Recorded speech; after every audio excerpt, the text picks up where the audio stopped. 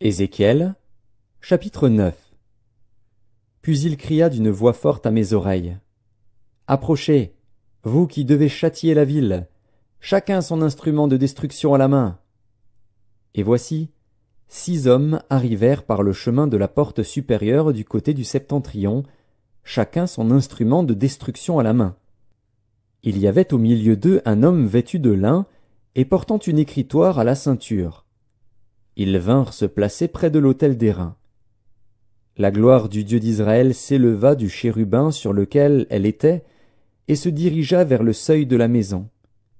Et il appela l'homme vêtu de lin et portant une écritoire à la ceinture.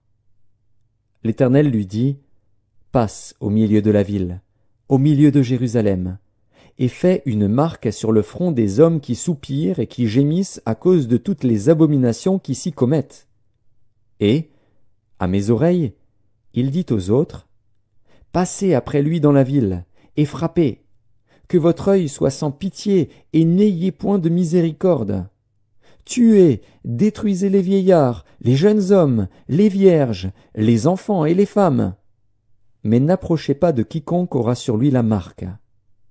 Et commencez par mon sanctuaire. » Ils commencèrent par les anciens qui étaient devant la maison.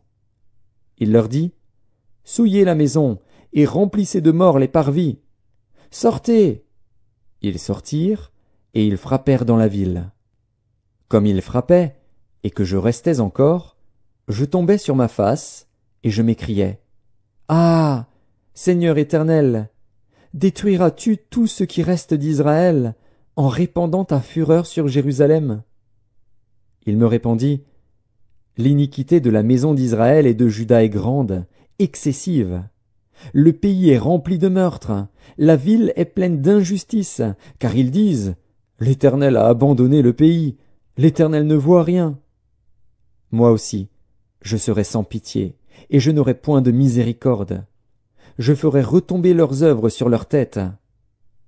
Et voici, l'homme vêtu de lin et portant une écritoire à la ceinture rendit cette réponse. « J'ai fait ce que tu m'as ordonné.